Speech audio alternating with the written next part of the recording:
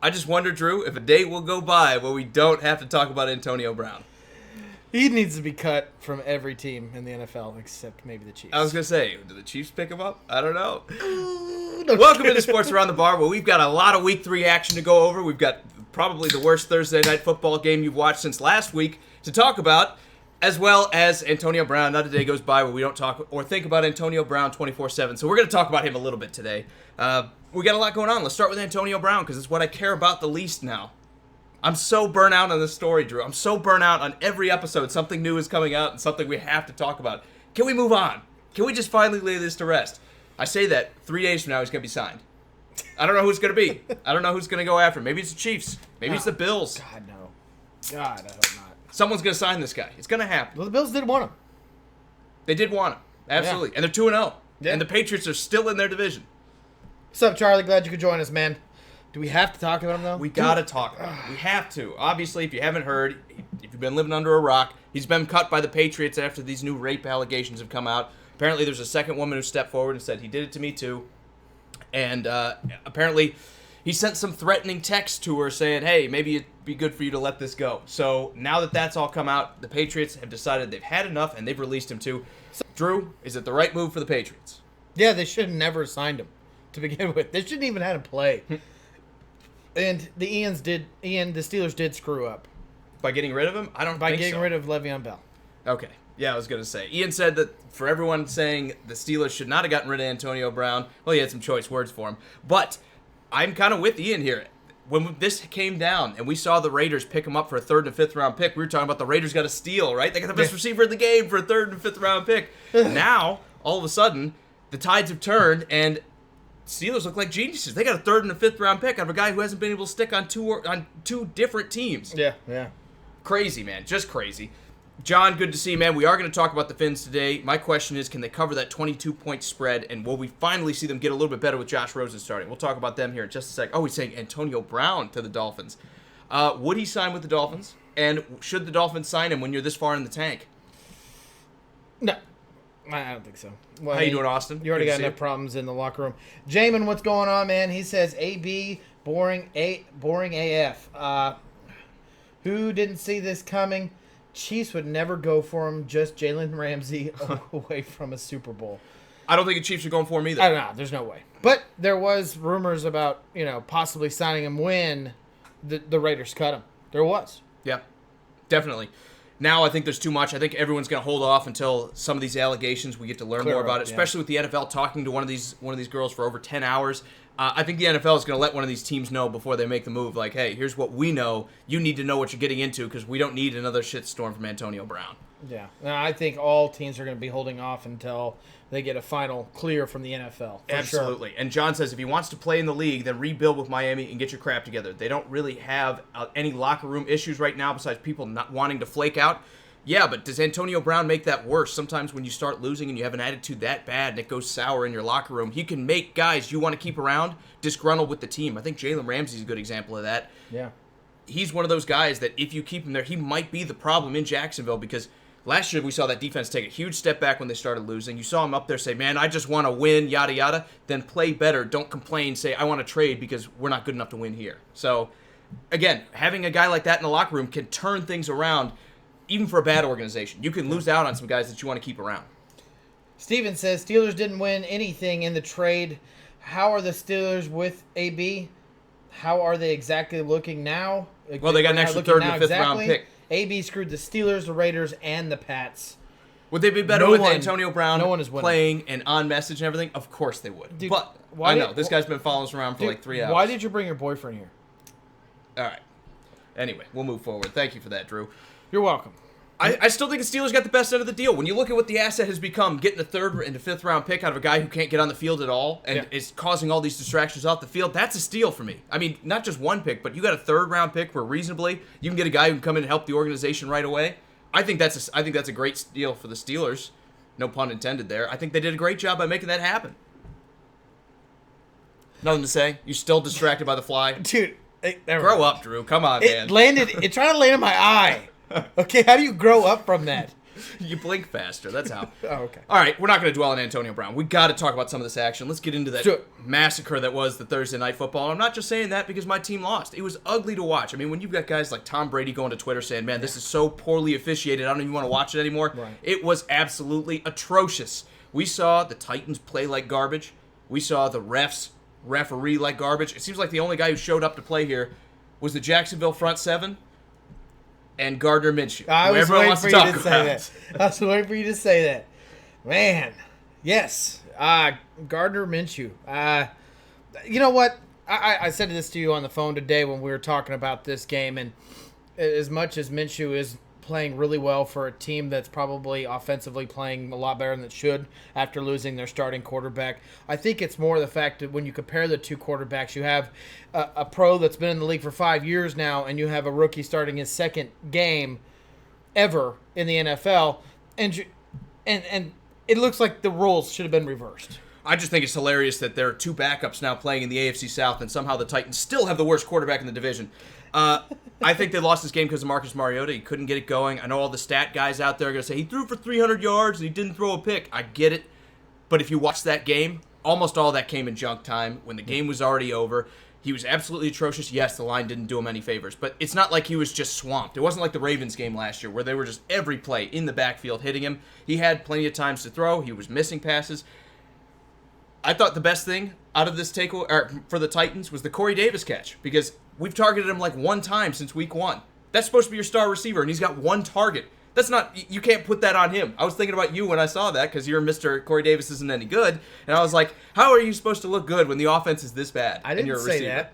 You were thinking it. He said he won't be any good until he wears a Chief uniform. Oh, okay. I asked him when he's joining the Chiefs, and he laughed at me, but he did not say no. But you saw the pain in his eyes being stuck here in Nashville. But he didn't say no.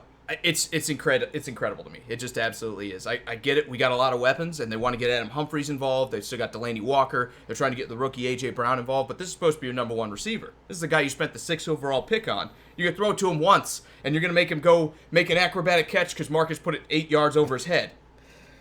Austin says Minshew looks promising. He really does. Honestly, as far as Jacksonville fans go, I think it's very much a possibility. You don't see Nick Foles play another down if he keeps this up. Now, I'm not saying he's going to win every game. I'm not saying he's going to, win you guys a Super Bowl. But those two passes that put that team in the end zone were NFL passes. They were NFL outside the numbers passes. And that's what you want to see. And I have yet to see really in a long time Marcus Mariota hit those throws consistently. Well, can I be the guy who says pump the brakes on Minshew? Because hold on. You this want might be to be the guy that take says this with a grain of salt. I'm a Titans fan. I might still be riding some emotions from last night. I might still be incredibly annoyed. But from what I watched and what I saw to Minshew, he threw for 200 yards, and 2 of his biggest plays both went to DJ Shark over the top of Malcolm Butler, were passes that should have been intercepted. Realistically, they were jump balls to a receiver who wasn't even jumping. DJ Shark just managed to hang on to the ball, and Logan Ryan was like Malcolm Butler was just flopping around, somehow not being able to get his hands on the football. There should have been 2 picks on those plays. And I get it. It worked out. We love praising guys when they have those big moments because they're like, oh, what a tight window he just fit that into. But those should have been intercepted. But they were both underthrown. No, they weren't. But sometimes we're looking at the result and saying, oh, this guy's good. Sometimes you need to look at that and say, it's 9 times out of 10, defenses are going to intercept some of these passes. It's the same thing that I want to say when the Chiefs lost the AFC Championship game, where if Dee Ford wasn't his whole body crossed the line of scrimmage, it would have been 3 interceptions, and everyone would be talking about how Tom Brady's lost a step. Sure. But it wasn't. He didn't look like he lost a step the first couple games this year. But it wasn't. That's not the case. That's not the scenario. All I'm saying is, and they went off and won a Super Bowl. He's had 12 points against the Texans, who have a weak secondary. He should have been throwing the ball a little bit more. And I know he's working with weaker weapons. I'm not saying the kid's garbage. Take this again with a grain of salt. But everyone's ready to roll out the welcome mat. The Jags finally have their quarterback. Gardner Minshew's amazing. He threw for 200 yards last night. The Titans are a good defense. I know. I see him. Look. Gardner Minshew has looked good for a backup quarterback, but to think that he's going to go into Kansas City and beat someone, into Pittsburgh and beat Big Ben when he's healthy, he's not on that level yet. I need to see a lot more out of him. They need to do better to fix this offense. It's great that you have someone who can let the Jags compete when you've lost your starter for the year. He's not better than Nick Foles. You're talking about a former Super Bowl MVP versus the guy who threw 200 yards in a Thursday night football game. He's washed up. He's old. He gave up on his team. He's 29 or 30. How old is Nick Foles? Like 30? I don't know. 31? I just want to treat him like you treat Eli Manning. Well, Eli Manning's 38, and he's been bad for like 6 years. He's a two-time Super Bowl MVP champion. Okay, what's he done since then? Nick Foles looked pretty good last year too, didn't he? Obviously good enough to get that 4-year, $84 million contract. We can't get back into Eli Manning. All right, let's round out this game. It was absolutely horrible. Minshew looks like a great quarterback for the future. The refs, for the second week in a row, have been just all over the Titans with some of these BS penalties, but I can't even complain about it because the team has been so bad, it wouldn't be right to. They didn't lose this game because of the refs. They were losing this game regardless, but when it's the icing on the cake, Drew, when I've got to watch that, and then every 2 seconds it's a holding call on the ticky-tackiest calls, or pass interference. Meanwhile, A.J. Boye can basically grab A.J. Brown's arm and pull it away from his body, and that's cool. The NFL's got to get more consistent with some of these calls. They've got to get better. I get it's early in the season, but that was a terrible performance, man. Last night, that was absolutely painful to watch. Yeah, it was pretty bad. What's going on, JP? Glad you could join us. He did ask earlier, is it time to start Tannehill? Oh, it's been time to start Tannehill. All right. I was the guy who said start him during the season. Start him in week 1. Get off the whole fact that you said that from season 1, okay? Or from week 1. Okay. Okay. I said that last year. Trade for Tannehill. No, I didn't. But no, what I'm asking is, after that performance from Marcus, is it time now going into week 4? Yeah, for a new quarterback. It's been time since week 1 when you watched Tannehill outperform him, and I'm not just saying that because I've been saying that. Tannehill has outperformed Marcus pretty much in every facet that we've been able to see, but they're almost married to the idea of Marcus is our starter. It doesn't matter. There's a problem with being too conservative in the NFL. When you know a guy is better, you can't let the politics stop your team from getting better. And that's what's going on. I think the ownership likes Marcus Mariota because he's a nice guy, and I'm not bashing Marcus as a person. He is a nice guy. He seems like he has his head on straight. He's very humble. It's what you want to see out of like those big-time athletes sometimes.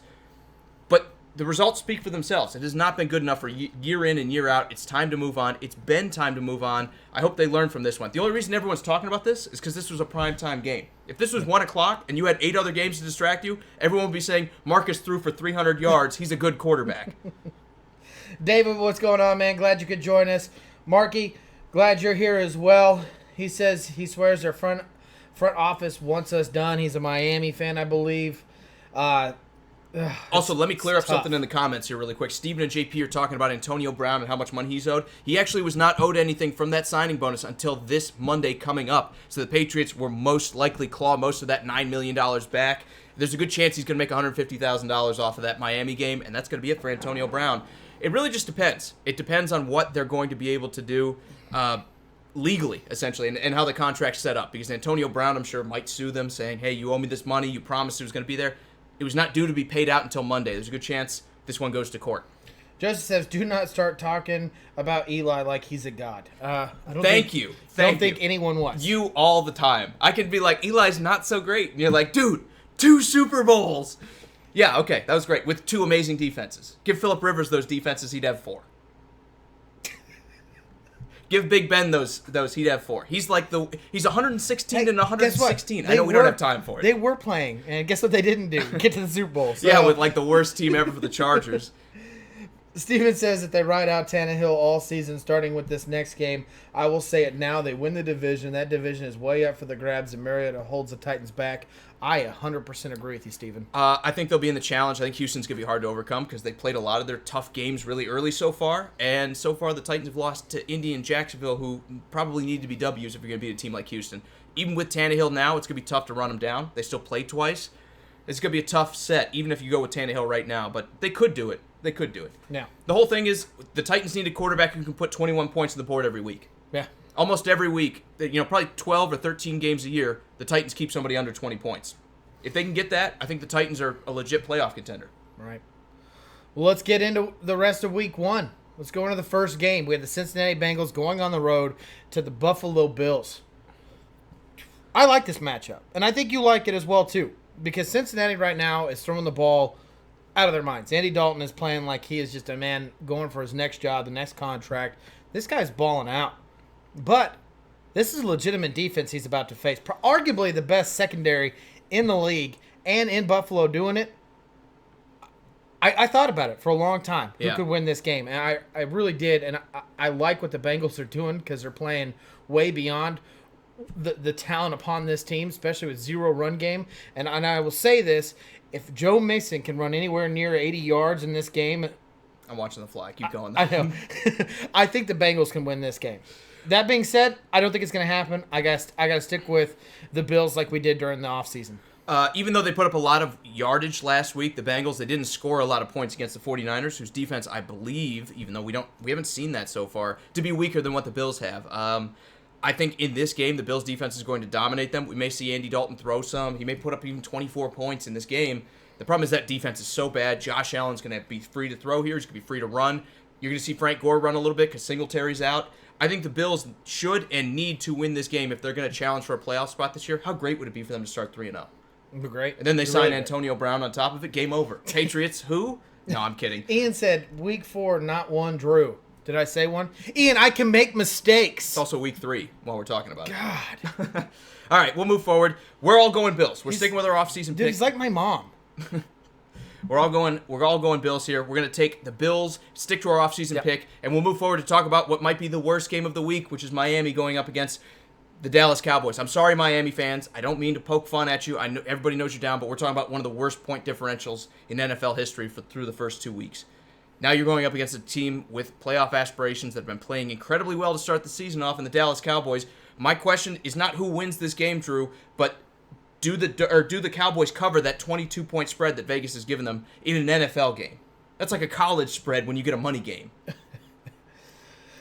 Yeah, I think that they're going to win this game by 20. That being said, for Miami, I'm excited for Rosen to get another, in a sense, kind of a fresh start, if you can call it a fresh start in Miami with the way their season's going.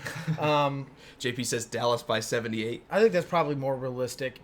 That being said, I'm excited for Josh Rosen. I'm not a fan of him, but hey, fresh start. Maybe he can make a difference. Maybe he can spark something offensively for this team where not everyone wants to leave. Now, Marky's saying, yep, he's a Miami's fan, and Rosen is about to get blown apart on Sunday. He says he hopes not, though. They're doing the same thing they did for Tannehill, not build an offensive line for him. I agree, but you've done a pretty good job of bringing in picks. You're definitely in rebuild mode. You're almost going the John Gruden style of rebuilding, which is push the plunger down, ship off any and all talent you've got, and get as many picks as you can to rebuild going forward. I don't think this is a challenge. Ian's saying he thinks it's a challenge. He thinks it's going to be 21-0 Dallas, but I don't think this is a challenge at all. I think Miami's out of it. I don't think you should be playing Rosen here. This is like last 4 weeks you should be putting Rosen in because the team has been so bad, and you should be picking your matchups. What's going to happen is you spend a second-round pick on a guy that you're going to go leave hanging out to dry. I'm kind of with Marky here. You're going to leave him hanging out to dry, and then by the end of the season, we're going to be talking about how bad Josh Rosen is instead of how bad and how little the Dolphins have done to support a young quarterback in this league. And I think that's why they're going to go draft somebody with a top 3 pick next year. And let's face it, top 1, it's looking like. Me and you will never agree with this. Or on anything ever. No, this is the right move. You play this young guy. You owe him literally nothing. The Dolphins owe Rosen zero. Only they owe money. He owes them. They owe money. That's the only thing I can sit there and say. That's it. Play him. If he breaks, protect your asset. Protect your asset. You just threw a second-round pick away on this. So what? A lot of second-round picks don't work out. Yeah, okay. Well, fly loose. Why not? Get him killed, get Fitzpatrick killed, get everybody killed, and then go draft somebody and get him killed too, right? It's just a first-round pick. Ryan Fitzpatrick. Yeah, who cares about him too? Yeah, exactly. Well, if you said that, I'd be on board, because that's what you do with the 34-year-old bridge quarterback when you're a bad team. You let him take the pound. No, this is what you do with a quarterback that you spend a second round on that you didn't draft to go, hey, you throw him in there with no receivers, no running backs, no offensive line, and you're going to do next year. Hopefully have more with all those draft picks. But none of these draft picks are guaranteed. What do you... Yeah, they are. The Texans ones are guaranteed. They got those. No. Guaranteed to be an NFL player, a starter in the league. A lot of first-round picks don't work. Capital. It's still capital, and you have to believe... As a GM, you have to believe that I can pick somebody who's good with this pick. If you don't believe that, you don't deserve to be a GM. That's the way you have to operate. Like, yeah, there's a chance it could bomb, but I have to believe that until it does, that I can make the right pick here, especially picking this high. That's not my point is. My point is play the guy. Hey, Jeremy. And let him get slaughtered. I mean, that's just what it is. It is to be a Miami Dolphin is right now to go out there and put your career on the line. Or ask for a trade and get traded away. I mean, I don't know what else to tell him. This is the pros. Stay conservative. And this isn't about Josh Rosen. This is about team management.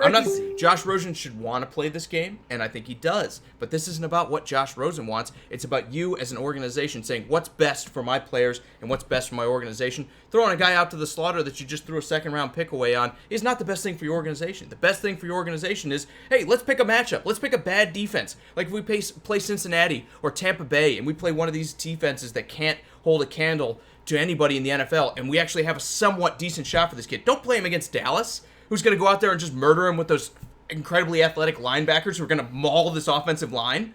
This is not the time to play him. And then it's going to be 45-0. It's going to be 45-0, and he's going to go out there and make a bunch of mistakes, and everyone's going to be like, Josh Rosen throws so many picks. He's so trash.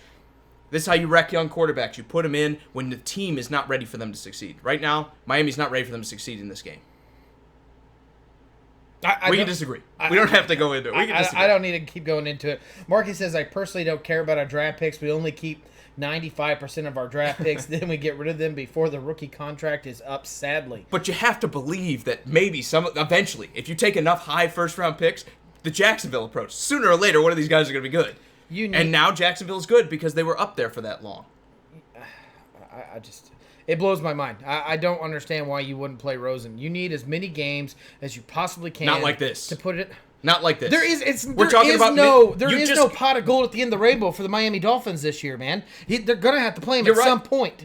Yeah, and you pick your weeks. Right like now. I said, pick week 10 when you play a bad defense. Right now. Yeah, that's what it's going to be. Because and he's going to get beat, and by the end of the season, you're going to be or in the offseason, you're going to be telling me how they need a quarterback. People in the front office and Brian Flores are looking at their career going, hey, we spent a second-round pick on this young guy. We need to find out what we got. Because either we're smart and we made a great decision and brought him in, or we made a mistake and we need to save our career as coaches and front-end people into the future. I actually think it's worse, and let me tell you why. Because if you do wait on him and you get a couple of those matchups where he actually has somewhat of a chance to succeed, you have the chance to build on that. If not, and he goes out and he stinks, and you threw away a second-round pick on this guy that could have been a decent pick, all of a sudden now you've spent a second-round pick on one of the worst quarterbacks in the NFL, and that's the way everyone will perceive it. This hurts you as a front office just as bad as it hurts Josh Rosen. Because now everyone's going to say, you spent a second-round pick I'm just going to remind you, and I know this is not the same guy. Sure. But remember Peyton Manning his first year. Okay. Yeah, that's fine. And guess what? He survived it. Pros will overcome adversity. Let's talk about Aaron Rodgers. Let's talk about other guys who set, like Patrick Mahomes, and you put them in great situations and it works out. And it's not going to be sometimes you the learn same who situation. You are through mistakes, failures, and losses. Very rarely does that happen in the NFL against the world's best athletes. I hate to break it to you, but this is what it's going to be for him. Yeah, it is what it's going to be. But that doesn't make the right thing. As much as you don't agree with me, as much as Austin doesn't agree with me, and the two people that liked his comment, I'm right because that's what Miami Dolphins are doing. You're not, because Miami's going to go 0-16. So you're thinking like an 0-16 team. I'm not thinking like that. I'm thinking like we need to find out what we got in our second round pick. You're agreeing with the 0-16 team saying, and that's what they're saying. No, we have to find out what we got with the second round pick. That was harsh. I'm not pointing the finger. You can do that. I think it's the wrong move. You think it's the right move? We'll move forward. We've got some other games to talk about. Ian, I told you this guy knew what he was talking about, and he says he agrees. Did you just call him your mom a few minutes ago? Yeah. Okay, just check. He says, get the experience now. I'm agreeing. Steven says the mistake was spending a second rounder for him. He's terrible. I don't know how you can say he's terrible. Well, it's the same thing in Arizona. Same thing. And everyone's like Josh Rosen, and this is exactly what I'm talking about. The mentality is Josh Rosen's a terrible quarterback because he had no offensive line. He had Larry Fitzgerald, who, even though Larry Fitzgerald's doing okay right now, they're running a worse offensive scheme, and they couldn't get him involved. David Johnson was barely back from a terrible wrist injury. They had almost nothing going on in that offense. And that gave him the persona and that perception that he's terrible. Steven. And this was going to happen this year, too. Steven says, Peyton Manning is a freak athlete and maybe the best IQ ever to play the game. Rosen is about a level of a decent college quarterback. Okay, I got to pump the brakes a little bit. As great as Peyton Manning was, he's not the first quarterback to come in and have a great intelligence about the game. Ryan Fitzpatrick has a lot of football IQ, but just because you know what you need to do doesn't mean you can make it happen. And he's an athletic freak. Except, I think he might be colorblind. Ryan Fitzpatrick throws the wrong jersey sometimes. What am I saying sometimes? All the time. My point is regardless of what it is about this guy, I'm going to agree with Miami, and you play the guy and get the experience. You got to figure out what you got. And I don't. And this might shock you, but I disagree with what Miami's done so far. I do like trading Minkah Fitzpatrick and getting a first-round pick. Safeties have marginal value. I think they did well there. I think they ripped off the Texans blind like that, but I don't like the play in the quarterback here. All right, we'll move forward. We'll talk about the next game here. Drew, now we got to talk Broncos. Your favorite team going up against the Packers, and this one's in Lambeau. What do you think happens in this game? Hey, Frank, how you doing? Oh, man. And Ian's right. Dobbs has football IQ. But just because you're a smart guy doesn't make you a successful guy in the NFL. Right. I know what to do in the NFL, right? I know how to be successful. Does that mean you're going to see me trot onto the field and have success? No. It's got to be skill and intelligence coming together. And I have neither of those things. We can talk about Rosen forever because it drives me nuts. But anyways, Denver's let me down. Obviously, I'm not a Broncos fan by any stretch of the imagination. I picked them last week thinking that they could win, and they let me down. Green Bay looks good. It's in Green Bay. Their defense looked good. I don't believe in Joe Flacco after I said, he might be able to turn this offense around and throw the ball a little bit more. I think they should have stuck with Case Keenum, and that'd be rare for me to ever admit. Yeah, you hate that. Case Keenum, I know. I don't hate him. You hate him. He's just not a starter in the NFL. Okay, sure. I don't know if I believe that when you look at the way Washington's played, but at least for this game, going into the Denver game, I think Denver has more of a chance than people want to give them credit for. Green Bay has been great rushing the passer this year. I haven't really seen the run defense yet. I think if they run up the gut, if this is a Royce Freeman heavy game, you tire them out, and then you put Phillip Lindsay in there to beat up on some linebackers that probably aren't quite as good as a lot of other teams, we could see Denver stick around in this one. Defensively, they rush the passer. Unless Aaron Jones takes it over, I see this being a game that could stay closer than most people think. But Green Bay has to win this one, right? You got a stranglehold in the division. You beat the Vikings now. You've beaten the Bears. It's time for you to take that step forward and reestablish dominance in this NFC North. If they're going to be a legit playoff contender, they got to beat a team like Denver. Right. And that's who I'm picking. I'm going to pick the Packers to win this one. I think it's close. I think it's 28-26. I think Denver's smash mouth football works a little better this week than it does a lot of weeks, but I think this one's 28-26. Yeah, we agreed during the offseason that we believe the Packers can win this game. Ian says the only thing he has to say is Flacco. Enough said. Green Bay 28-17. Yeah, he's going to not throw to Emmanuel Sanders till like 5 minutes left in the third quarter, and then he'll go put up like 120 yards, and they'll be like, oh, hey. Yeah, there's that guy. There we are. We almost won this one. Darn it. Maybe. We're going to stick with our offseason pick. We're going Packers here. Yep. Let's talk about Falcons-Colts. While I reload, I'm going to leave this to you. Yeah, this is another tough game that I had to really think about. Atlanta Falcons obviously came out last week and beat the Eagles, in my opinion, pretty soundly, even though it was a good game. They looked a lot better than what they did in week one. The Colts, Darius Leonard's out. I think it's an issue. That's obviously their best player defensively. With him not being there, it's got to be the Falcons. I'm going to stick with our offseason pick and say the Falcons are still going to ride this high roller coaster ride coming off the game against the Eagles. I was really, really torn on this one as well. I think Marlon Mack's going to have a ton of success here. I think fantasy-wise, if you have Marlon Mack or you have the opportunity to go get him, this is the week you want to play him because I really don't see this Falcons defense shutting down an offensive line that's as big and as physical as Indianapolis's. Indianapolis's is. It's a good one. I think Marlon Mack is going to go wild in this one. The question is, who does better? A team missing Darius Leonard with a defense that's already not that great to begin with? Or is it Indianapolis who can just outrun the Falcons? This is another close one. I'm going to go Falcons too. I think the passing game is going to win the day. I think at the end, when teams need to throw, you want Matt Ryan throwing instead of Jacoby Brissett, but don't count Indianapolis out. And it's not because I think Indianapolis is a good team. I think they just match up really, really well against a Falcons defense that's built more for finesse and rushing the passer and using smaller and lighter and faster players. When you get some of those big guys up front, watch for Marlon Mack to have a big day here. Yeah, I think he'll have a big day as well. That being said, I still think the Falcons' passing game, exactly like you said, will be just too much. They'll have to throw the ball at some point in time, and Brissett just doesn't have the arm to kind of really match up with someone like Matt Ryan. Ian says, who is Atlanta? The tale of two teams. It's a column. No clue on this one. But Ivy's taking the Falcons by 3 here. I think it has to be the Falcons. The way that they won the game last week, I mean... This could be like week 1 where Marlon Mack had 170 yards rushing again. I think it absolutely could be. They have a chance. They play well as a unit, even though I don't respect them quite as much as other people do talent-wise in this roster. They've still got guys. I love Malik Hooker. I think he's one of the better secondary players in the league right now. I think Indianapolis has a couple names. Maybe Justin Houston can get after Matt Ryan. Maybe they frustrate the Falcons or they take it easy and we see Julio only get like 3.5 fantasy points. That could probably happen. This is a game to watch. I think the Falcons, if they're going to be good, they win this game. If the Falcons are going to struggle for the rest of the season, we see Indianapolis either creep up on them and lose by the last minute, or maybe even blow them out. Honestly, this is going to be really tough for the Falcons to stop this rushing attack.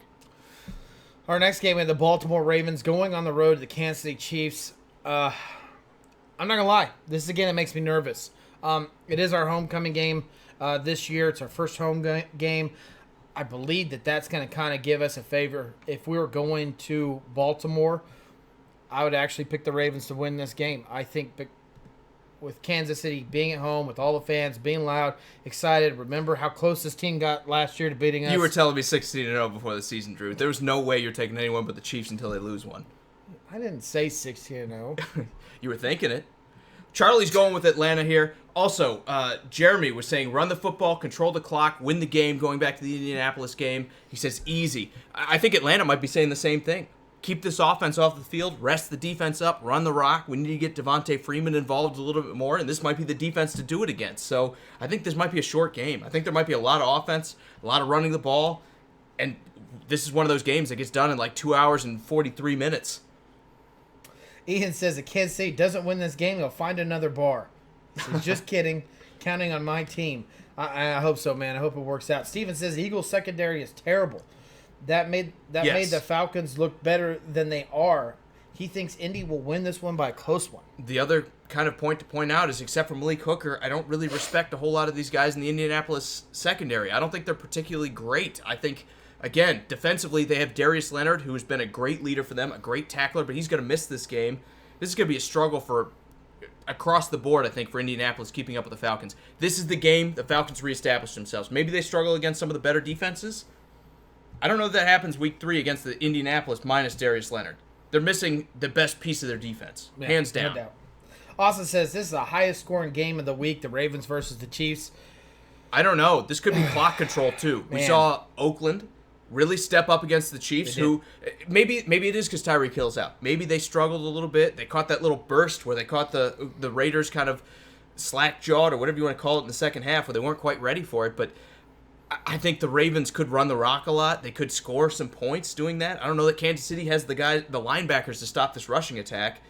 This is again a very curious matchup because if this is 6-3, I might be like, I can see it because the Chiefs step up and the Ravens kind of run a lot of clock. If this is 63-53, I can see that too. I mean, I don't know. One thing we have to remember about the Ravens is this is their true first tough matchup. They went against Miami week 1. They win the Arizona Cardinal week 2. This is the first tough game. Go ahead. Finish it out. No, this is the first tough game the Ravens have. This is their first chance, and we're actually going to see if that defense is actually a good defense. This is not the first time the Chiefs are playing a good defense. We're the Jacksonville Jaguars week 1. And as much as I think that the Raiders were playing way above their talent level, man, they showed me that they could play up against the Chiefs very well. And kept, even though it was just one quarter that won the game, they kept that game pretty close. Absolutely. And Jose's saying, what the hell? You do know that there's a team called the Redskins? We do, Jose. We are familiar with them. They're on Monday night. You'll notice the Sunday night game is also not on the bar right now because we do that on Sunday right before those games happen. Yes, it's a Monday night game, but we do prime time on Sunday in between the afternoon and Sunday night football. That's okay, though. Going back to this Chiefs game, again, I love this could be anywhere. This is, Jose, I hope you don't find it as a knock on your team. They're actually my second favorite team, but I absolutely love the passion people have when they come to their can on the table. They get mad it's not there. They get mad the can's on top of the other can. It's over there, we promise. I love it. It's great, but I promise it was on purpose. We do somewhat know what we're doing. Also, Ian wants to know, can Kansas City pick up Jalen Ramsey and have him play on Sunday? Yes, there is a rule that says they can't play twice in the same week, so he would have to sit out until next week if they acquired him between now and Sunday Night Football. I don't think it's going to happen. I think the Jags want 2 first-round picks. I don't think anyone's giving them 2 first-round picks. I don't even think Do they meet in the middle? I don't even think it's the fact that it's 2 games in 1 week. I think they have to be on the roster through something because it's the you same. You can't start 2 games. Yeah, you can't start 2 Well, games. what was the Antonio Brown not playing in the week 1? Well, they could have played him. They Oh, had they the could option have? to. They had the option I thought they to. couldn't. They didn't. They had the option to. You're not allowed to play two games in the same week. So him playing does disqualify him from playing for another team. What if it's Monday? And Ian and Jose, you're good, man. Don't worry about What it. if it's Monday and Everyone it's has Thursday? questions about it. Still, doesn't matter. Same week. But it's not the same week. It is same football week. This is week 3. No. Technically, What if for they the football. played Monday night, week 2, week 3, Thursday Yes, night? because that's a different week. Interesting. Yes. Short turnaround. You never do it, but you could. All right, we'll move forward. We'll talk about this next game. Again, we're both taking Chiefs, right? Everyone in their right mind takes the Chiefs until you see the Chiefs kind of show that they're not the team to beat in the AFC. Like the 3 or quarters them and against the Oakland? Patriots, right? Like You the got to 3 quarters stay against there. Oakland? We're sticking chalk. We're going to stay with our off-season pick as well here. But here's where we're finally going to differ here. The Oakland and Minnesota game. Tell me why Minnesota's going to win. I believe in Dalvin Cook. I've always been a firm believer in this guy, and finally it seems like Minnesota also believes in him as well. Steven says AB wasn't eligible to play in week 1. I thought the same thing, And maybe too. they acquired him too late, but I'm pretty sure I thought they could and chose I think it not had something to do I with- might be wrong. But usually you get a couple days before you got to call your roster, and then you got to submit the final one like an hour before the game. Yeah, so I'm pretty sure I don't know that he was not mathematically able to eliminated, play. but he might have with the trade. I'm not sure. I don't remember exactly when they traded for him in week 1 pretty or sure- signed him, I should say. I thought so, but I wasn't gonna argue because I okay. haven't read that rule, so I thought that's the way it was as well. I believe in Dalvin Cook. Minnesota's finally proving that they believe in Dalvin Cook as well. Yes, Oakland's looked really good. Their defenses look really good, but Oakland's banged up. That game against Kansas City was a tough game. We have injured players coming out of that game. They do too. They've actually went off and traded for a young receiver because the receiving core is a little banged up. I can't remember the guy's name, who's kind of like a little speedster guy. I think this is going to be a really good game. I think it's going to be a very close game. And I'm only going to give the favor to Minnesota because it's in Minnesota. I think if this was in Oakland in front of that black hole crowd, I'd probably give this one to Oakland. I'm going Oakland. And the reason I say that is in these first 2 weeks, and that is very skewed because it's such a short data set. Oakland has been a top 5 rushing defense, only allowing 68 yards. They didn't go into Kansas City and say, we need to limit them on the ground and let Patrick Mahomes beat us. That was not the game plan. And yet still, they've been one of the best rushing defenses and also face the Broncos, who like running the rock all the time. They've done a great job of limiting the run. I think they're going to limit Dalvin Cook, even though Dalvin Cook may not be totally stoppable. Maybe he goes out and scores a touchdown. Maybe he gets 99 yards on the ground or 120, but as long as it's in spurts and he's not controlling the game and you put the ball in Kirk Cousins' hands and force him to beat you through the air, I like Oakland here. I think Oakland, even though they've been towards the bottom in passing defense, is still a good squad. That could be also because they played Kansas City. It's very easy to skew your numbers when you play Kansas City like that. I'm going to bet on Oakland's defense. They've been playing with some of the most cohesion in the NFL. Whatever you want to call it, it's the unspoken thing where the guys play really well despite what you think the talent might be. Oakland has been that team this year. They had one bad quarter against the Chiefs. Otherwise, they shut them out, and nobody shuts out the Chiefs. Yeah. They played Denver really, really well. I think they're going to go into this game fired up, and they're going to play an offense that is not right. I think aside from Dalvin Cook, nobody in this offense is playing particularly well. I think Minnesota's going to lose this one. I think Derek Carr goes back and plays a little bit better than we saw him against the Chiefs, maybe not quite as good as we saw against Denver. I'm going to take Oakland in an upset. I still think it's an upset. Raiders. Ian says the Raiders on the road in a dome. Oakland in a close game, 10-7. Surprise here. Steven says Raiders 27-17. And Jose's saying watch out for Hunter Renfrow in the slot this week. Right. Great fantasy pick in daily. Don't take him just yet if you're talking season long. Ian also says Raiders faster on a fake field. Turf when you play inside. Right. Yeah. So, but I think all teams are. But I also don't think, I was going to say, I think that helps the Vikings with guys like Stephon Diggs and Adam Thielen a little bit more than Tyrell Williams, who, even though I'm not doubting his athleticism, he is more of a possession guy or like a catch and then maybe a couple more yards after that kind of guy, but he'll catch 15 times. I don't know that Oakland has that kind of maybe Waller. Maybe Waller's the guy that helps out here, but I don't know that Oakland has so much just blinding speed that becomes an athleticism that becomes that much of an effect on their offense. I think it's going to be a run game. I think it's going to be very heavy dosed in the quarterback, just handing the ball off. But I could be wrong. But when I look and I compare the receiving core together, compared to each other, you got to pick Minnesota. I'm sorry. Thielen, Diggs are better than Williams and Waller. Also, Chris said he told me Tennessee would get blown out. Is 13 points a blowout? It was bad, but yes. It is, yeah, I guess when you score 7, 13 is pretty much insurmountable. I said that as soon as the Adoree Jackson punt fumble, which, never mind, we can't go back. I could go all in on this, but nobody cares about the Titans. Good call, Chris. You were right. The Titans are... Easy on that. I can't even say that. Easy. You were right, Chris. No, he called it. I don't mind saying I was wrong. Chris, I thought this was you made Tennessee. a great choice. I'm just kidding. That's okay. That is 100% okay. I was wrong on that one, I guess. Let's talk about the Jets and Patriots. I am wrong. If you're talking about the receiving core and you're going to sit there and tell me the Raiders have a better receiving core than Minnesota, I don't know what you're saying you're wrong to. You can't say that, man. Come on. I don't know if that's what you're saying. They have the third best receiver on the field. That's true. With Tyrell Williams. Yeah, no doubt. But my question is, can Kirk Cousins utilize those weapons? We haven't seen him do it yet. Until I see it do it, I'm going to take Oakland here. I'm going to believe in the defense stepping up here big time to slow down an offense that has been all Dalvin Cook to this point. All right, we'll move on. Let's talk Patriots-Jets. Patriots at home. No Sam Darnold. Not even Trevor Siemian. They're going to play Luke Falk this week. Former 6th-round pick drafted by the Tennessee Titans. In the same pick that Tom Brady was taken, everyone's like, oh, he respects Tom Brady. He's a work ethic guy. And then he wasn't a good enough quarterback for Miami to keep around. Steven says, no, I'm wrong about my pick. Well, you know what you were wrong about? Last week's pick.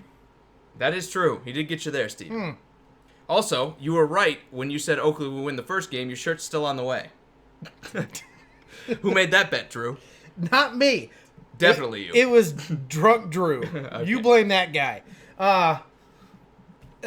This is another Cowboys and Dolphins game, in my opinion. The Jets, even though they're a lot more talented than the Dolphins are, they're just banged up. I mean, when you don't have your starting quarterback, still out with mono. Does it matter? Even if he plays, we're still going Patriots here. Yeah, I think Antonio Brown. It would be a closer game. The only guy you could take off the field that I would change my pick would be Tom Brady. It'd be a closer game. It'd be a closer game by, like, what? 38 to They might put up 20 17 points instead of 7. Yeah, it's going to be ugly. I don't think they get to 7. I think Luke Falk is going to get totally disrespected here, and we're going to see Le'Veon Bell taken out of this one. Bench Le'Veon in your fantasy this week. That's what I would say. Come on, man. He says, we have the best offensive player on the field, Josh Jacobs. 5th. I think he's behind Tyrell Williams on your team. If we're not counting quarterbacks here, and I think, again, Dalvin Cook, Waller, Stefon Diggs. Waller looks like a stud so far. Waller's look good, but I'm not ready to say he's better yet. Well, I guess we've got small sample sizes. Waller's been in the NFL, and it's just now finding success. We're just seeing Josh Jacobs. I'll give Jacobs the benefit of the doubt there. Okay? All right. So you got Tyrell Williams, I think, is better. You've got Stefon Diggs, I definitely think is better. Adam Thielen, I think, is better. Way better. And Dalvin Cook also as well. And then Kyle Rudolph. I'll take Jacobs over Rudolph. I like Rudolph. It's close. I'm not saying it's landslide here, but I'll take Jacobs. I'll give him the benefit of the doubt. Man, again. I wish we could pull up old video. I like Kyle Rudolph. You just bashing the pick of Josh Jacobs. I still do. I still do. Gosh, I wish I could now. Again, with what you spent on him, you probably could have got Dave Montgomery here, and he'd be just as good. I think I got like video of you being like, they're stupid for taking this pick. Well, yeah, and they are, because what could you have taken at pick 24 that would have been better than a running back? But again, I digress. We don't have time to go into that. This is running backs aren't valuable versus Josh Jacobs being a bad player. And I said that all the way through. I was like, Josh Jacobs may be a good player. Yeah. But that doesn't make him a good pick in round 1. What was it, 24, definitely doesn't 27? make him the best offensive player on the field. Definitely not. Okay. Now, Charlie's saying the Patriots don't need AB to win. Charlie's 100% right. Yeah, they don't need 100%. AB. The guy they need to beat... TB. Exactly. That's the guy they need to beat the Jets. Or pretty much anyone in the AFC East. As long as he's out there, we're going to take the Patriots. I don't know how to fade this game any other way. The question is, Drew, 20 points or more?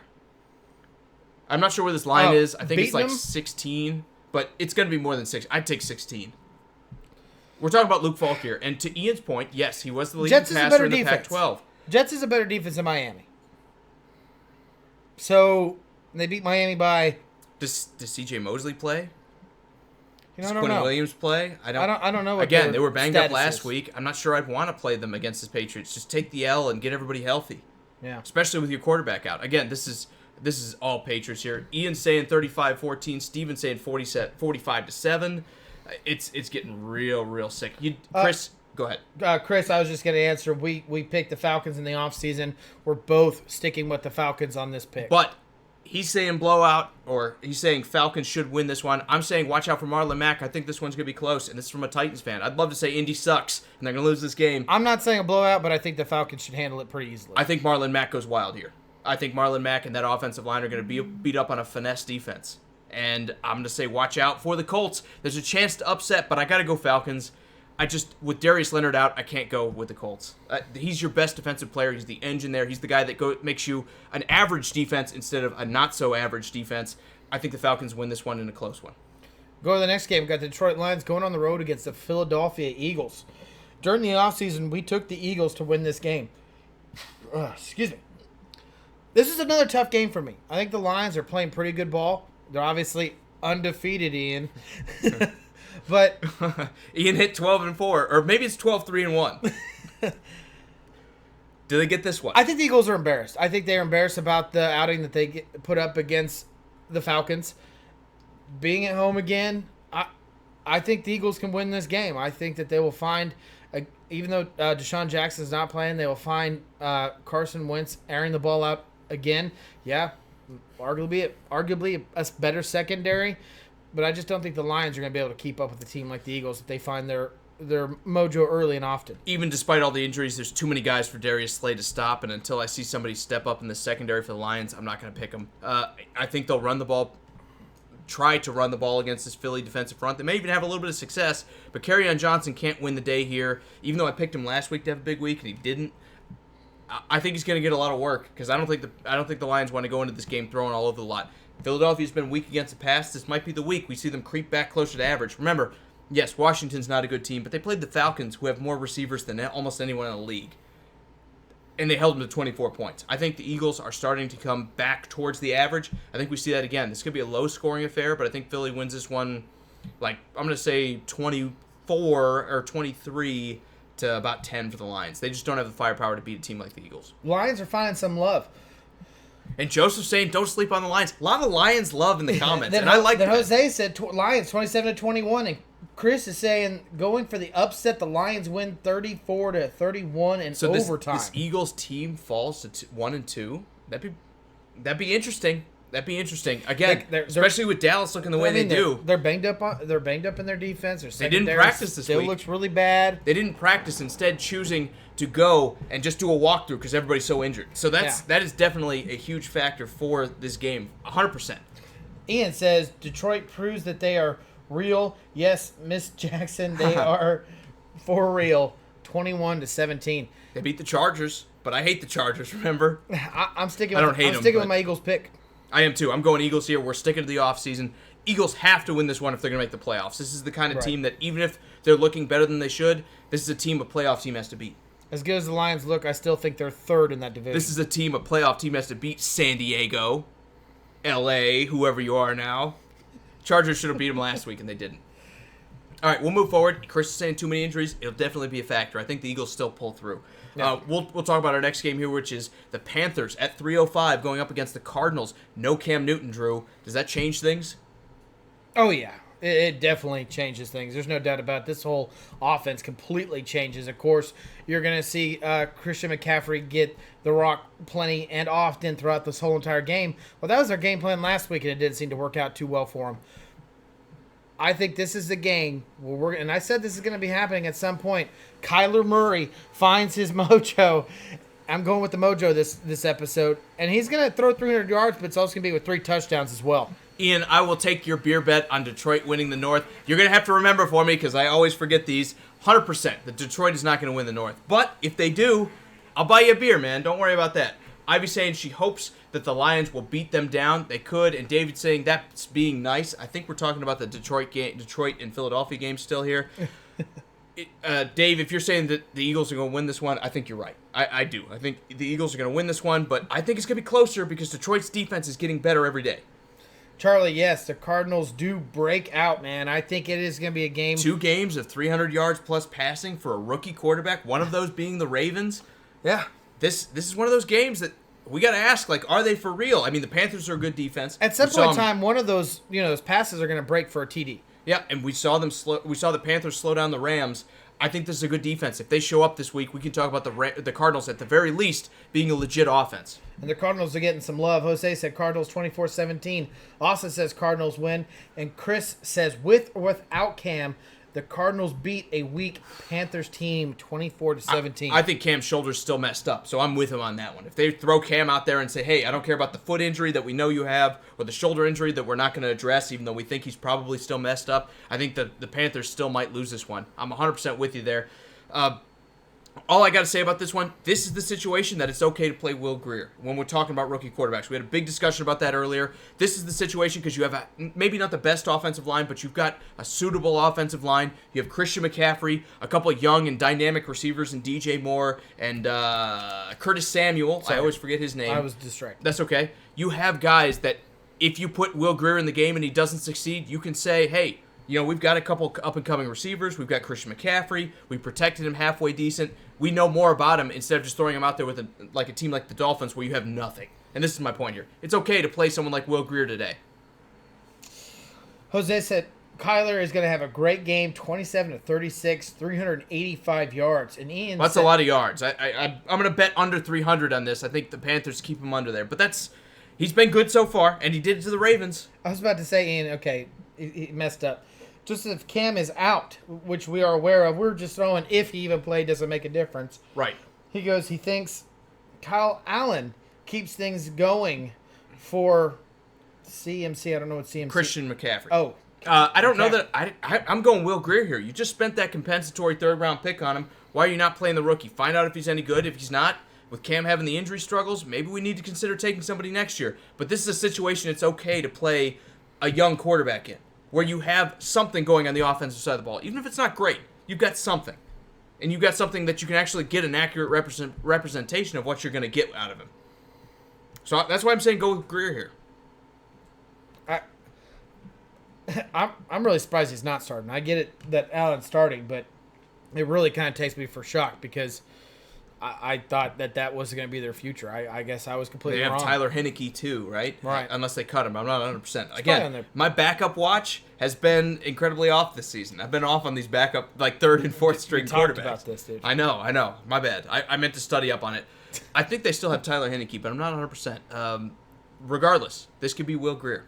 100%. Find out if he's any good. If he's not, kick him to the curb and go get somebody else. He does agree. Joseph does agree with you, but Colin is already the starter. So we move forward. I guess they move forward with Kyle Allen, and we'll see what Kyle Allen has in a offense that has something to offer. Next game, we got the New York Giants going against the Tampa Bay Buccaneers. This is a game to watch, not because we think this is going to be a great game, but I think everyone, ever since the preseason, wants to know what Daniel Jones has as a true starter in the NFL, especially considering he's your guy. I know. I've shaken his hand. I think he's a great quarterback. I was down on Allen beforehand. I think I'm still kind of down on Daniel Jones. We're still talking about Allen. I was down on Daniel Jones beforehand. I still am a little bit down. I think people overvalue what we saw out of the preseason against backups, yada, yada, yada. Right. But, again, this is an okay spot to play a rookie quarterback. You have an offensive line that's looking like it's somewhere around middle of the pack. You have Saquon Barkley. You have Sterling Shepard and Evan Ingram who are all right. You have, in a couple of weeks, you'll have Golden Tate. This is where you can play a rookie and find out if he's ready yet. And I'm okay with this. This is a bad defense. This is exactly where you want your rookie to be coming in. That, and I've been the guy saying boot Eli for years. So I think that's fine. I'm still taking Tampa Bay. Rookie quarterback on the road. This is going to be an easy defense for Jameis Winston to take advantage of with those weapons he still has at receiver. This might even be a Peyton Barber game where we see the Buccaneers run a little bit more and try to take advantage of a super weak defense here. I think this game can be Tampa Bay's as long as the offense is firing. And you took the Buccaneers. You're going against the offseason pick with the Giants. I am. I'm going to stick with it because I thought this would be Eli. I'm going to stick with this the Giants pick, and I don't care if it's Eli or Daniel Jones. I think it's just going to be a really heavy dose of Saquon Barkley. I think he's going to see the rock often, and they're going to keep feeding it to him. And as much as I liked the Vita Vea pick last year, I just don't believe in that Buccaneers defense. And I think at some point in time he's going to break free and he's going to get a couple TDs. And Daniel Jones, all he's got to do is not turn the ball over. Well, you don't believe in the Bucs defense, but the Bucs defense frustrated the 49ers, or at least kept them in check for most of that game. Saquon Barkley.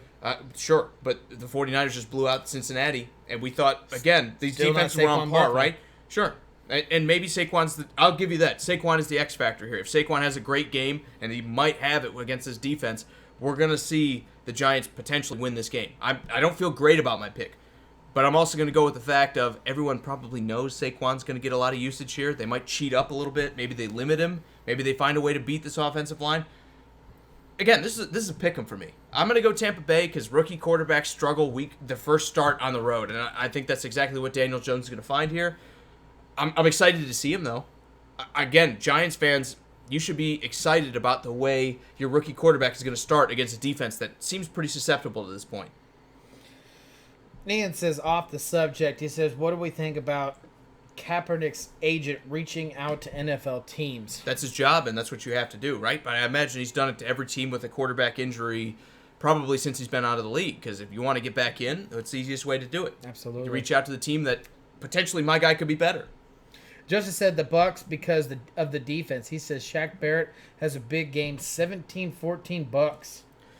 Now, Chris is saying he thinks Tampa is a weaker team. He thinks the Giants eke this one out 17-14. Normally, I would agree with you, but again, first start for a rookie quarterback on the road. I'm going to fade the pick. I think the Giants have the offense figured out, and even though Tampa can throw, I don't think they have a running attack. I think you're right that the Giants are the better team on paper. Both of these defenses aren't fantastic. I think this is going to be Tampa Bay in a nail biter. Charlie's just hoping it's not boring.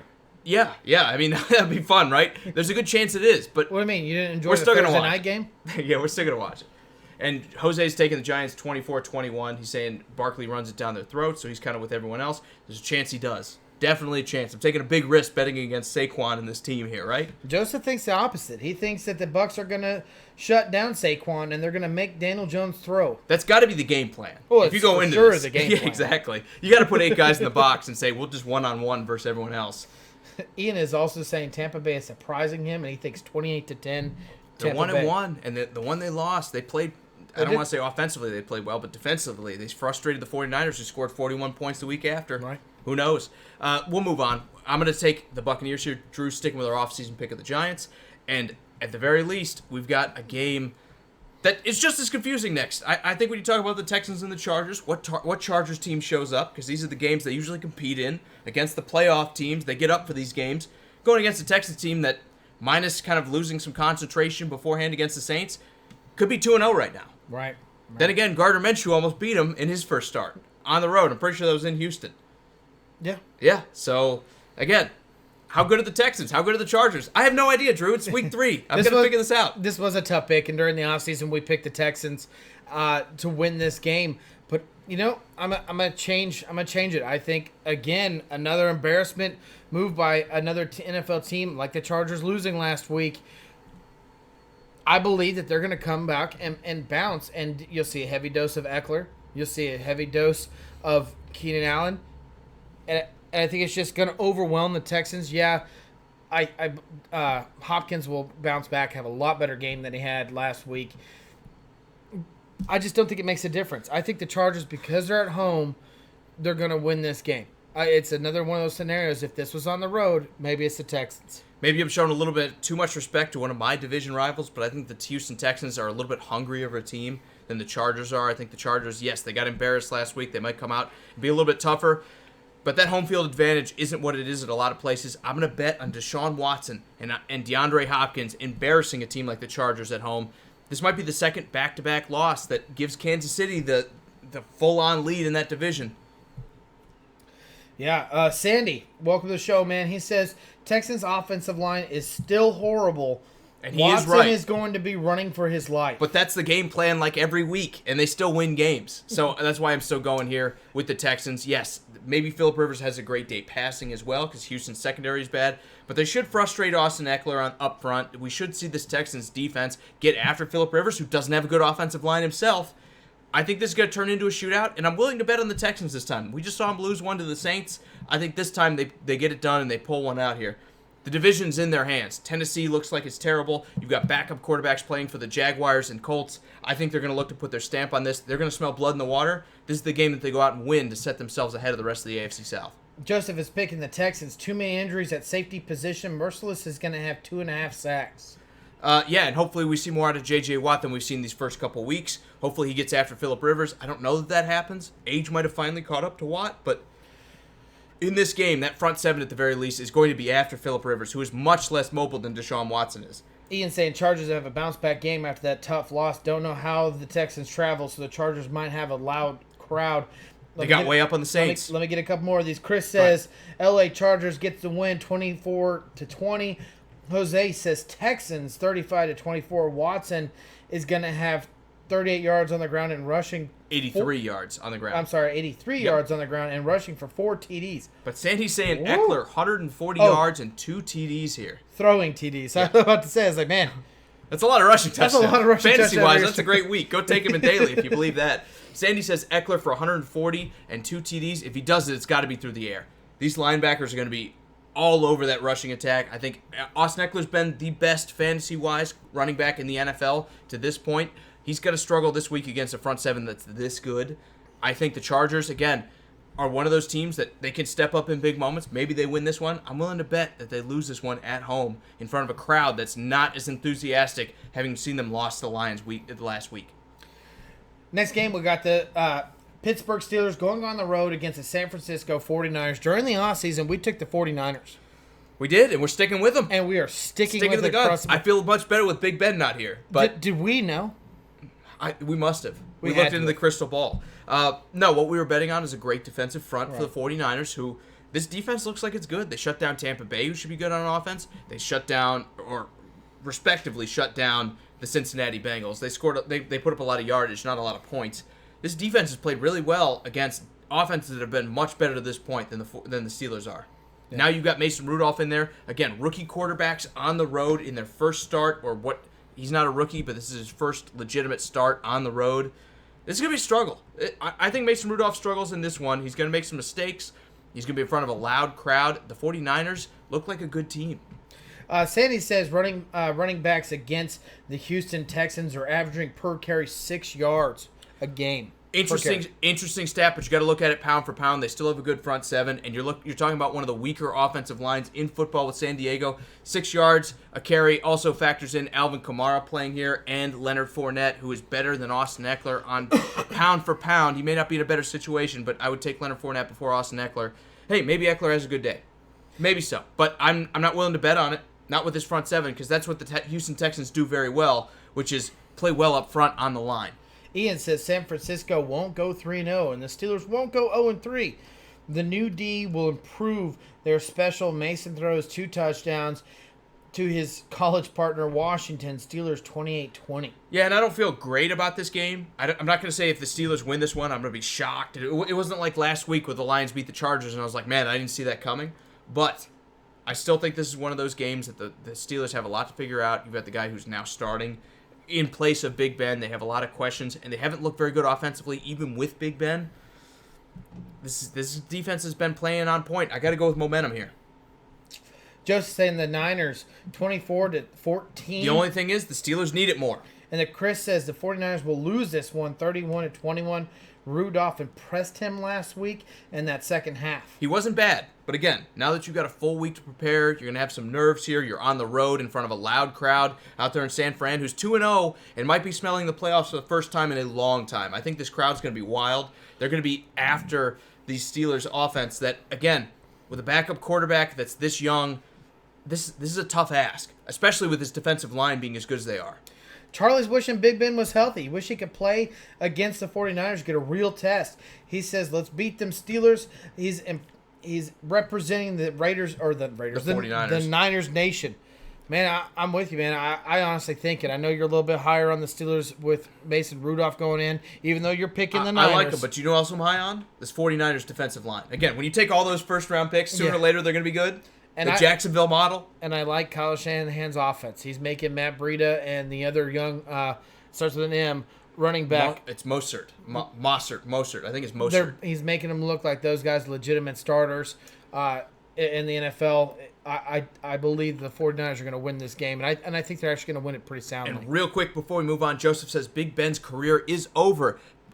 If the Steelers believe that, where they've traded away their first-round pick to go bring in Minka Fitzpatrick, they might have, if they're looking at Mason Rudolph and saying he's going to be the next great Steelers quarterback. But if you're not sure about Rudolph and you think Big Ben's career is over, you don't trade away your first round. You save it because that could be a top 5 pick. That reasonably could be a top. And I know Steelers fans don't want to hear this, but there's a good chance that if Mason Rudolph's no good, you just traded away a top 5 pick for Minka Fitzpatrick, a safety. Yeah. Which doesn't have the same value as a lot of other positions on the football field in the pros. So, again, I think at the very least the Steelers don't believe Big Ben's career is over, or they believe Mason Rudolph is very, very good, and it doesn't matter. Well, Ian's all about Mason and Washington have 2 to 3 years together. He says they are ready and they need no time to get used to each other. Is one tandem make the difference against an offense that could put up 41 points on you? On the Bengals. I don't care. They can put up 41 points on you. They should. can put It's 41 Cincinnati. points on an NFL team. Miami's an NFL team. They give up 40 points a week. Okay. Yeah, I know. I'm nitpicking here. I don't know, Drew. Again, I liked Mason Rudolph. I think he looked good last week. He was putting up comparable numbers to Big Ben. Is it the same thing? No, probably not. But and the chemistry helps. But you're going into this against a team with Jimmy G, who's healthy, who's been in Shanahan's system, whether he's hurt or not. He's been learning the system for years now. A running attack that's kind of got its legs underneath it. A defense that's finally starting to find itself and has slowed down 2 very good offenses in the Buccaneers and Cincinnati. You may think they're bad teams, but their offenses are good. I got to go 49ers here. I just got to do it. And I might be wrong, but I'm going to give them the edge at home against a Steelers team with a young quarterback. Now, Ray's saying he's sorry he went to a rent-a-car way station, but he says Steelers 21, 49ers 22 in a very, very close matchup. I'm with you, Ray. I think it's going to be close, but I'm going to go 49ers here. I think maybe 28 to 27, 28-26. It's going to be close, but I'm going to give the edge to the Niners. I'm thinking more like a 34 to 14. Whoa. Yeah. Give up on Rudolph. Well, it's not that anything against Rudolph. I just think that the 49ers has something to prove offensively. Yeah, we'll see. We'll definitely see. We'll move on. We'll talk about our last game of the week before we get into Sunday night. The Saints and the Seahawks. We don't even know who's going to play the quarterback for the Saints. How do you bet on them? You don't. I think you don't. I mean, it's got to be Bridgewater, right? I mean, they're probably going to throw a lot of Hill into like the Wildcat kind of formation and stuff like that. But they were doing that with Drew Brees anyways. Right. But the guy that's going to be throwing the rock a majority of the time is going to be Bridgewater, right? It's got to be. They're contemplating benching Bridgewater to play Taysom Hill. I'm not saying that's a bad idea. If he's the heir apparent that everyone's talked about him, if that is the truth, you play him in this game, and you should have played him last week. I was kind not against the Seahawks and that great defense. Hold on, you don't put a young guy out there. You do with a good offensive line and a running back and Michael Thomas. Of course you do, because he's in a situation where he can succeed. What you don't do is Miami. If Miami has Taysom Hill, they're playing Seattle. Never going to be in a good situation. That means you never play Josh Rosen. No, you play Josh Rosen towards the back half of the season when you have bad opponents going against you. That's what you do. And that's when you're like, okay, maybe there's something to bet on. You don't play them against the Cowboys who are a great defense and who are going to dunk on you. There's no bad matchup for Miami. Miami's probably going to lose all 16 games. The least bad matchup, Drew. The least bad matchup. When you're the Saints and you've got the offensive line to protect him and you have the receivers to help him out and you have the running game that if you need to, you can lean on that as well, then you play the rookie quarterback. When you have none of those things and you're going up against a great defense, you don't throw him out there and be like, I think it was Josh Rosen's fault that we lost. Well, you just don't do it. People that don't know what they're talking about will only say that. Moving forward to the Saints and Seahawks game. During the offseason, we picked the Saints to win this game. Of course, we thought Drew Brees was going to be there and eligible to play. I'm going to completely go against this. I think the Seahawks, with Russell Wilson being healthy and Lockett, I'm kind of with Austin here. He said, DK, Disley, and Lockett get all the TD receptions. I hope so. I'm down to Disley in my in one of my fantasy leagues. It's getting thin with Njoku out. I think this is a very solid win for the Seahawks. I don't think it's going to be a blowout by any means because the Saints is a really good team. They're talented all across the board, but the quarterback makes a difference, and Russell Wilson is a lot better quarterback with Hill and Bridgewater combined. Yeah, I'm with you there. Charlie's saying he needs the Saints to win for his Niners to get an edge up in the division.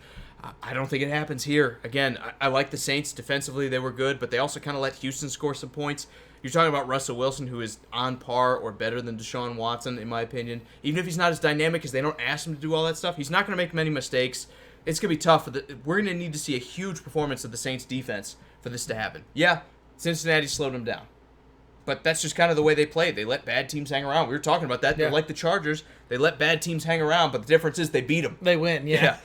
So, again, I don't know. I think this has got to be Seahawks. We're going to see them run the rock a lot. It's going to be a physically taxing game for a defense that's going to have to hold out for most likely 6 weeks without Drew Brees. This has got to be Seahawks, a team that thinks they're going to make it to the playoffs, needs to win a game against a backup quarterback. Chris says Seattle lucky streak can't talk. Seattle's lucky streak continues 28-21. Now Ray's saying there is nothing. I don't know why it's luck, but anyways, go ahead. Ray is saying there's nothing to answer here. This game is going to be all Russell Wilson. Every time I say that, they run the ball like 45 times, and Russell Wilson throws 17. He's like 14 of 17 for like 197 yards and 2 touchdowns. Yeah. So we would think so. You'd think they'd target one of the worst secondaries in football with that minus their star corner in Marshawn Lattimore. The Saints have not been very good at stopping the pass, but the Seahawks stick to the game plan, except they're one of the teams that when they say we're going to stick to the game plan, it usually works. Charlie hates to admit it, but he has to agree with us that Seattle's going to win the game. And Ian says Seattle's defense will destroy the Saints' offense. Seattle 34-17. When you got Michael Thomas, nobody destroys you. I think that's like the end-all, be-all, I'm in trouble, here you go, Michael kind of pass. Kind of like DeAndre Hopkins for the Houston Texans. I think as long as they have that safety valve, we're going to see them stay in the game. I think this one stays close. I've been saying that a lot this week, but I think the Seahawks don't have the firepower or the will to blow out a team. And I don't think the Saints are bad enough that I'm like, they're not going to score here. They're going to get some points. Maybe this time they pick up the defensive touchdown and the refs let them have it. Yeah. I don't know, but Russell Wilson's a tough guy to bet against because he's not going to make many mistakes when you don't give him many chances to. All right, man. I think that does it. Well, final thoughts, Drew. What's your game of the week? Oh, it's got to be the Ravens and the Chiefs. It has to be. Mine's Cardinals-Panthers. I want to see what Kyler... I'm kidding. It's not. If I'm being honest here, I think my game of the week might be the Chargers and the Texans, both teams that can get into the playoff picture with a win here. This is another tough game for the Texans. Playoff picture. In let me say this: the Chargers lose and they're 1-2, and we're talking about the Chiefs running away with things like they always do. Oakland looking better. They did it a year ago. There was a really bad start and they got in the playoffs last year. Was it a bad start? Yes. I don't remember. Yes. Well, you don't want to lose this game. You don't want to lose to Detroit and then the Texans back to back. Meanwhile, Houston, you win this game. The rest of the AFC, the way they're floundering, you could almost seal the division right now. We're picking our division winners in this game. Division winners, yeah. No, I mean Chargers don't win if they win that game, but I'm saying watch it because 1-2. No, you're picking a team that matters in your division is what I'm getting. Let me roll it back. My whole point here, Drew, the Chargers win this game. They have a shot of running down the Chiefs and getting the home field advantage. They're going to need to beat them in the playoffs. You lose this one, and you're 2 games back on a team that's going 16-0, like you say. It's going to be tough to close the gap. That's going to be tough to close the gap. I think the Chargers need this one. I think the Texans need this one. That's why I'm saying watch this one. Ian says, as a Steelers fan, KC is the game of the week. Go KC, please. Yeah, me too, man. Me too. Different reasons. Me too, kid. Yeah. Well, it's going to be a good week. There were a lot of games that made us scratch our heads. I guarantee you this is going to be like one of those weeks where we go 8-7. But right now we're looking pretty good with my overall record being 22-9-1. Drew being a couple games back with 19-12-1. Still both way ahead of breaking even. We're doing okay this year. Yeah. Charlie, yes, man. If you send us, we will definitely represent on the bar. That goes to all you guys. I mean, honestly, if you send us something within taste, we'll feature it. We will feature out of taste. No, within taste. And I'm not talking about eating it. I'm talking about, you guys know what I'm talking about. We will put it on this bar and represent it for you guys anytime. Even if it's out of taste, we'll keep it. He'll keep it. Yeah, if you send us something, we will definitely put it on the bar. Just send us a message. We'll get in touch with you. So, Drew, special thanks before we get out of here. Real quick, I will. Chris wrote out a long one, so I kind of want to give him respect for this one, for the long. He's been thinking about it. He says, Seattle has not been there offensively. that defense isn't where it used to be. Seattle has only won their 2 games by a total of 3 points. But they were kind of like that last year. They weren't blowing anybody out of the water. Ben stayed, Steelers would have won the game in Seattle. Seattle has not had a lucky break these past 2 weeks. He is not a believer in the Seattle Seahawks. We say that, but then they'll win 10 games, and they'll make the playoffs as a wild card, and we'll be like, dude, this team is a couple players away from being legit. I think the way they're coached and the way that they decided to set their identity up, they're not very... It's not inducive to blowing people out, right? When you're running the ball this much, and you're playing defense, and you're counting on that and chewing clock, you don't usually score you don't score 35 points like that. Usually that's how you score 22 and you keep the other team to 19 and you wind up beating them. I think that's where Seattle's at. They have one of the best quarterbacks in football who rarely makes mistakes. If they wanted to, they could go be the Colts where we're going to bring in a couple receivers and forget everything else, right? We're going to protect Russell Wilson. We're going to throw. They've decided to go against that. Yeah. I think it's just it's an organizational choice that if you do it right, you look like the Cowboys and things can work out because you got a great defense and everything. If you do it wrong, you look like Jacksonville or the Titans, or take your pick of any of these teams that are good some years and they're bad others, or the Bills. Respectfully, they've been better than a lot of those other teams that have followed that same kind of path. Yeah, I'm going to bet on them being the same way, and you know why they've been better? Because they have a quarterback that doesn't make those mistakes. Yeah, I don't need to get into Russell Wilson. I've said it many times, and he played any other one of these offenses, and they asked him to throw the ball more, he'd be one of the best passers ever considered in this league. He just isn't asked upon that. Yep, I definitely agree. He's still a top 5 quarterback that doesn't have to play like a top 5 quarterback to win. And organizationally, that could be gold. All right, let's do some special thanks. Cody says it's because he run the leprechaun. They rub the leprechaun. He said rub, not run. Cody, you had me questioning you there for a minute. You okay, Cody? Cody, you all right? Send somebody to check up on him. All right, Drew, let's do some special thanks. Let's get out of here. Guys, we will be back on Sunday, just to remind you, in between the afternoon games and the night game. We'll be here at 6:45 Central Time, 7:45 Eastern, to talk about everything going on in these games we just talked about, as well as preview the primetime games. For now, we get some special thanks.